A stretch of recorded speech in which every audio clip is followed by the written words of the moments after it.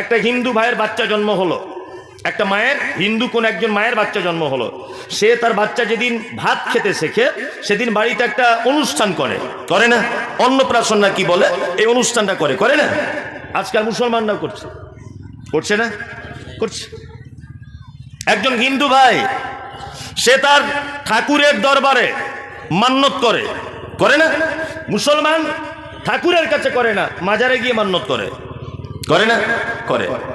একজন হিন্দু মা তার বাচ্চা হচ্ছে না, সে কোনো একটা স্পেশাল পুজো দেয় বাড়িতে, যে যাতে এই পুজোটার মাধ্যমে আমার গর্ভে বাচ্চাটা আসে।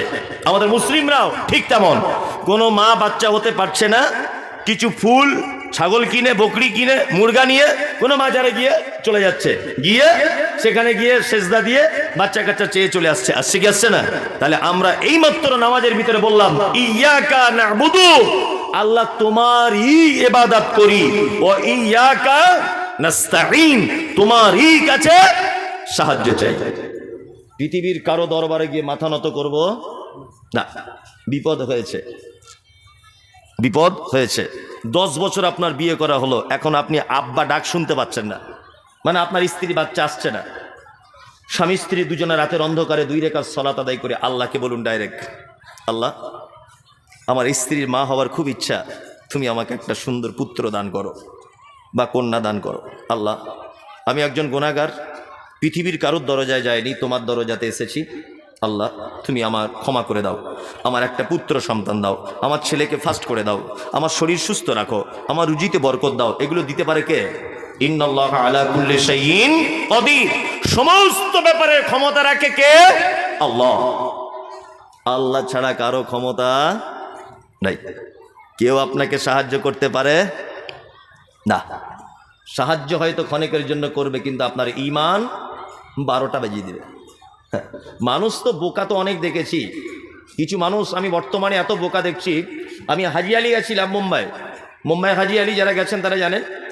মুম্বাই হাজি আলিতে যাচ্ছি, ওই সমুদ্রের এক সাইডে আর কি, হাজি আলিটায় বলে সমুদ্রের মাঝখানে, ওসব বাজে কথা। সমুদ্রের এক সাইডে ভাঙতে ভাঙতে আর একটু চলে এসেছে, এতটুকুই তা রাস্তা করা আছে। তা রাস্তা দিয়ে যাচ্ছি, দেখছি কারোর হাত নাই, কারোর পা নাই, কেউ অন্ধ, কেউ টেঁড়া, সব বসে আছে। কি নিয়ে? থালা নিয়ে বসে আছে। লা ইলাহা ইল্লাল্লাহ, লা ইলাহা ইল্লাল্লাহ বলছে, যে আমাকে কিছু দাও, আমাকে কিছু দাও, সবাই চাইছে। হাজি আলিতে গেলাম, গিয়ে দেখছি মাজারের ভিতরে একটা লোক, আল্লাহর কসম যদি কেউ গিয়ে থাকেন তাহলে আমার কথা সাক্ষী দেবেন, এত বড় একটা হাতে ঝাঁটা নিয়ে আছে। ঝাঁটা, যত লোক মাজারে সেজদা দিচ্ছে ওই ঝাঁটাটা সবার মাথাতে এরকম করে দিচ্ছে। আচ্ছা কেউ গিয়েছেন আমার কথাটা একবার বলুন তো, সত্যি সত্যি সত্যি ঝাঁটা মানুষের মাথাতে দিচ্ছে।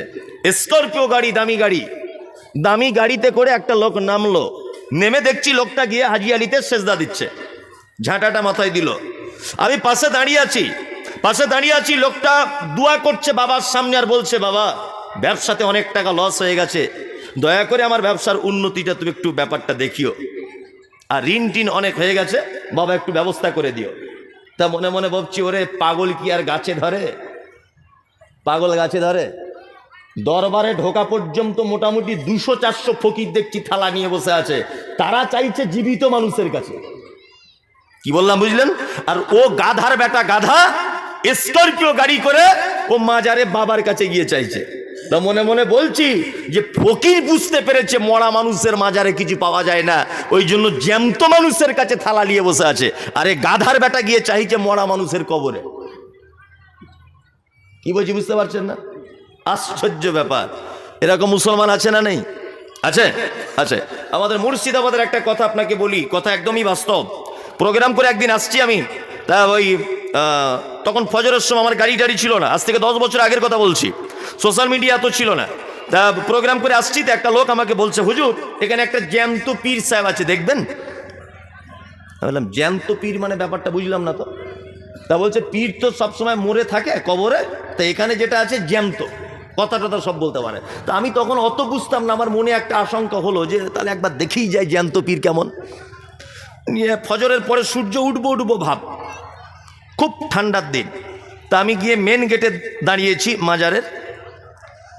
তা দরওয়ান আমাকে জিজ্ঞাসা করছে বাড়ি কোথায়? বাড়ি কলকাতা, বারাসাত। তা বলছে কি ব্যাপার? আমি বললাম বাবার সাথে একটু দেখা করব। বাবা দেখছি ফজরের নামাজ টামাজ পড়ে একটা লাঠি নিয়ে ওই দূরের দিকে দাঁড়িয়ে আছে, একটা সেই রকম 12-14 হাত লম্বা পাগড়ি পরে ওই সাইডে দাঁড়িয়ে আছে। এখন আমি ছাত্র জীবন থেকে জুব্বা পড়ি, মাঝে সাঝে এমনি জামা পড়ি, তো জুব্বা পরেই আছি। তা জুব্বা পরে বাবার কাছে গিয়ে বলছি আসসালামু আলাইকুম। বাবা বলছে ওয়ালাইকুম আসসালাম। বাবা আমাকে বলছে কি চাই? আমি বলছি কি পাওয়া যায়, ডাইরেক্ট বলছি কি পাওয়া যায় বাবা? তা বলছে আমাদের দরবার থেকে কেউ কোনোদিন খালি হাতে ফেরত যায় না, যে যেটা ইচ্ছা করে সেটা পায়। আচ্ছা আচ্ছা আচ্ছা। সাইডে দেখলাম একটা বটের গাছ, বট গাছ বুঝেন তো, বট গাছ। বট গাছে দেখছি ছোট ছোট ইট ঝোলানো আছে, ইট ছোট ছোট, মোটামুটি হাজার হাজার হবে, লাল সুতো কালো সুতো দিয়ে ইট ঝোলানো। তো আমি গিয়ে বলছি বাবা এই ইটগুলোর ব্যাপার কি? তা বলছে যাদের বউদের বাচ্চা কাচ্চা হয় না, তারা যদি এই বট গাছের ডালে যদি ইট যদি বেঁধে দেয় শুক্রবারের দিন এসে, তাহলে গাছের ডাল ইটের ভারীতে যত ঝুলবে ওর বইয়ের পেটও তত বাড়বে। আমি তখন বলছি শালা তাহলে বাচ্চা কাচ্চা আর অন্য কারু কাছে নেই, সবই বট গাছই আছে। তাহলে আমার মমতা ব্যানার্জিকে একবার বলতে হবে যে ডাক্তারপাতি সব বাদ দিয়ে, হসপিটাল বাদ দিয়ে বট গাছটা গিয়ে ভালো করে জুত করে কলকাতার কোনো একটা মানে উদ্যানে এটাকে রেখে দেওয়া হোক, মনে মনে ভাবছি। লাস্টে বলছি বাবা সব কিছুই যখন পাওয়া যায় বাচ্চা কাচ্চা থেকে শুরু করে, আমার একটা সামান্য জিনিস যদি আপনি দিয়ে দিতেন খুব ভালো হতো। তা বলছে কি?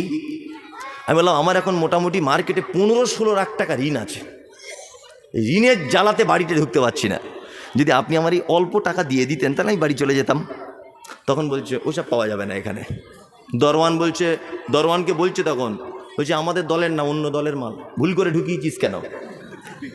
মানে ও বিহারের মেয়ে ছেলের বাচ্চা ওই বটগাছ থেকে দিয়ে দিতে পারছে সব কিছুই, আর আমার সামান্য 15 লাখ টাকা চেয়েছি, বলছে ওইটা হবে না। মানে ওর টাকা ঝাড়ার লেগে বসে আছে ওখানে, চিটার।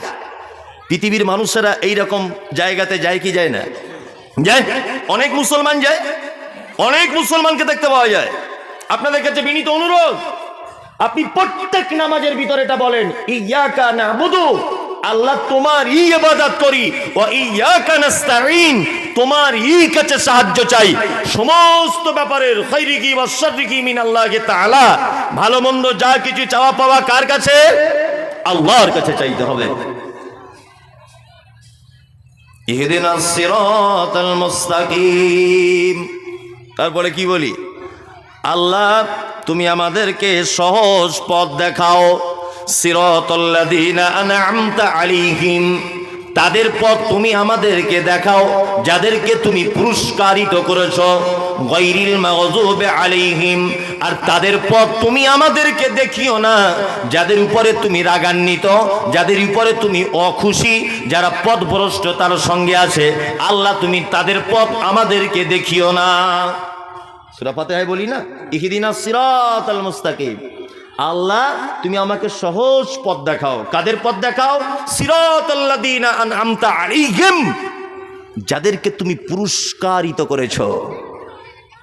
চলুন, কাদেরকে পুরস্কারিত করেছে? আল্লাহ বলছেন আন'আমাল্লাহু আলাইহিম মিনান নাবিয়্যিনা ওয়াস-সিদ্দীকিনা ওয়াশ-শুহাদাই ওয়াস-সালিহিন।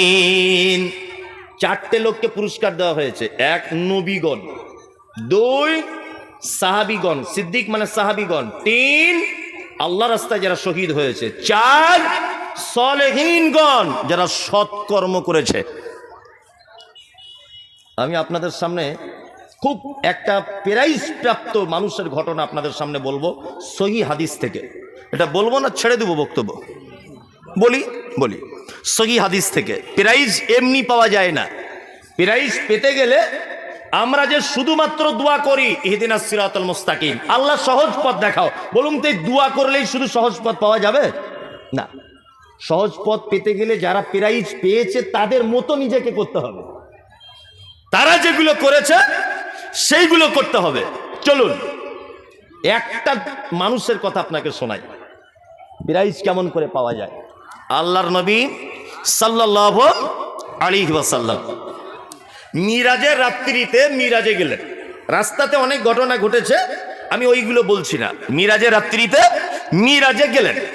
যাওয়ার পরে আল্লাহর নবী দেখতে পাচ্ছেন জান্নাতের ভিতরে একটা ছেলে টক টক টক টক টক করে হাঁটছে, যেমন বুট জুতো পরলে পাকা রাস্তাতে আওয়াজ হয়, ঠিক তেমন জান্নাতের ভিতরে যেন আওয়াজ হচ্ছে। তা আল্লাহর নবী জিবরিলকে জিজ্ঞাসা করছেন, জিবরিল, লোকটি কে যে আমি এখনো জান্নাত যেতে পারলাম না, এই লোকটি জান্নাত চলে গেল, কে? তখন বলছেন আল্লাহ রাসূল, এটা হচ্ছে আপনার মসজিদের মুয়াজ্জিন, নাম হলো তার হযরতে বেলাল। আল্লাহু আকবার। আল্লাহ রাসূল ফিরে এলেন, ফজরের নামাজের পরে বসে আছেন, হযরতে বেলালকে ডেকে বলছেন, বেলাল রে, এই দিকে একবার আমার দিকে এসো। হযরতে বেলাল এলেন, বিশ্ব নবী বলছেন, বেলাল, আশ্চর্য ঘটনা ঘটেছে। ও বেলাল, একটা দৃশ্য মনে পড়ে গেল, আমি গতকাল রাতের বেলাতে জান্নাতের দিকে যেন ঘুরতে ঘুরতে তোমার পায়ের আওয়াজ শুনলাম। বেলাল, সত্যি করে বলো দেখি, তাড়াতাড়ি করে বলো, জীবনে কি এমন ভালো কাজ করেছ? হযরতে বেলাল বলছেন, ইয়া রাসূলুল্লাহ, ভালো কাজ তেমন কিছু করতে পারিনি, তবে আমার জীবনে একটা ভালো কাজ রয়েছে। কাজটা হলো এই যে দিনের বেলাতে যতবার ওযু ভেঙে যায় ততবার ওযু করে মসজিদে গিয়ে 2 রাকাত নফল সালাত আদায় করি, 2 রাকাত নফল নামাজ পড়ে নিই। আল্লাহর নবী বলছেন, বেলাল রে, তোমার এই আমলটাতে আল্লাহ এত খুশি হয়েছে যে তোমার মতো বেলালকে আগে থেকে জান্নাতের ভিতরে রেডি করে রেখে দিয়েছে।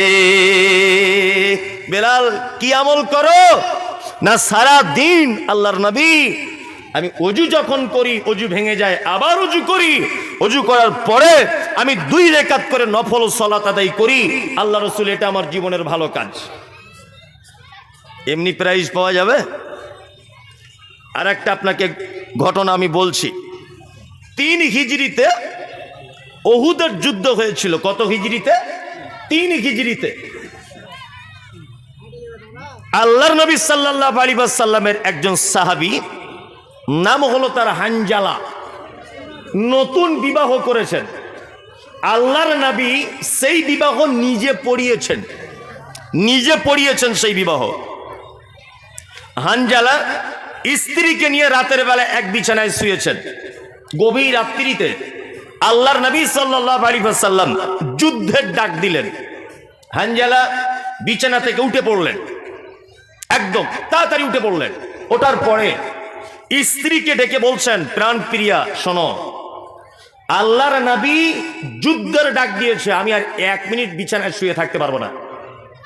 যদি আমি বেঁচে চলে আসি যুদ্ধ থেকে, তাহলে আমি হব একজন গাজী, আর যদি আমি যুদ্ধতে যদি শহীদ হয়ে যাই, তাহলে আমি হব একজন শহীদ, আর তুমি হবে শহীদের স্ত্রী। হানজালা চলে গেলেন যুদ্ধের ময়দানে। যুদ্ধতে গিয়ে হানজালা শহীদ হয়েছে। আল্লাহর নবী সাল্লাল্লাহু আলাইহি ওয়াসাল্লামের 70 জন সাহাবী শহীদ হয়েছিলেন উহুদের মাঠে, 70 জন। তার মধ্যে আল্লাহ রাসূলের চাচা ছিলেন হামজা রাদিয়াল্লাহু তাআলা আনহু, ছিলেন হানজালা রাদিয়াল্লাহু তাআলা আনহু, ছিলেন মুসআব বিন উমাইর রাদিয়াল্লাহু তাআলা আনহুম আজমাইন। এই সমস্ত সাহাবীরা ছিলেন। 70 জন সাহাবী উহুদের ময়দানে শহীদ হয়েছে। আল্লাহু আকবার। আল্লাহর নবী যুদ্ধের শেষে লাশগুলোকে এক জায়গায় করছেন, খুঁজে খুঁজে। লাশগুলো এক জায়গায় করতে করতে 68টা লাশ পেয়েছে। কটা লাশ? 68টা। 2টো লাশ খুঁজে খুঁজে পাচ্ছে না। 2টো লাশ কে? একটা হচ্ছে আল্লাহর নবীর চাচা, নাম তার হামজা। 2 আল্লাহ রসুলের একজন সাহাবী, তার নাম হানজালা। আল্লাহ রসুল কাঁদছেন যুদ্ধের ময়দানে, 70 জন সাহাবী শহীদ হয়েছেন। আল্লাহু আকবার। যুদ্ধের মাঠে দাঁড়িয়ে আছেন। একজন মহিলা যুদ্ধের ময়দানে পর্দা সহকারে এসেছেন, আল্লাহর নবীকে বলছেন, আল্লাহর নবী, আপনি কি আমাকে চিনতে পারছেন? তখন আল্লাহ রসুল বলছেন না। তখন আল্লাহ রসুলকে আবার বলা হচ্ছে, আল্লাহ রসুল, আপনি গতকাল বিকালবেলাতে কারুর বিবাহ পড়িয়েছিলেন? তখন আল্লাহ রসুল বলছেন, হ্যাঁ, আমি হানজালার বিবাহ পড়িয়েছিলাম। তখন মহিলাটি তার হাতটা পর্দা থেকে খুলে আল্লাহর রসুলের দিকে আগিয়ে দিয়ে বলছেন, আল্লাহ রসুল, আপনি যে হানজালার বিবাহ পড়িয়েছিলেন, আমি সেই হানজালার নতুন স্ত্রী। এই দেখুন, বিবাহের জন্য হাতে মেহেন্দি পড়েছি, এখনো মেহেন্দিটা শুকায়নি, কাঁচা রয়েছে। আল্লাহ রসুল এই কথা শুনে আরো কাঁদতে লাগলেন। আল্লাহ রসুল বলছেন, হানজালার স্ত্রী, তোমার স্বামীকে যে খুঁজে পাওয়া যাচ্ছে না, কোথায় কে ফেলে দিয়েছে বুঝতেই পাচ্ছি না, সাহাবীরা খুঁজে পাচ্ছেন না। তখন মহিলা বলছেন,